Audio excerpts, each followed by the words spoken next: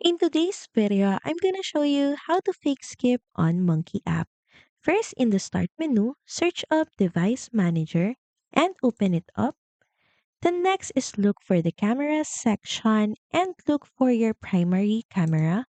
Click on it, then right-click and click on Disable Device. Press Yes to disable the device temporarily. Now in your browser, head over to monkey.app. This small window should then appear on your screen. And as you can see, our primary camera device is now undetected. Once inside this web page, you can now enable your camera back again in Device Manager. Now from the browser, make sure that OBS Virtual Camera is selected as your screen. Then of course, grant access permission. And now open up your OBS app. Then from here, click on the Add button. Then select Media Source. So you can name this as Fake Skip.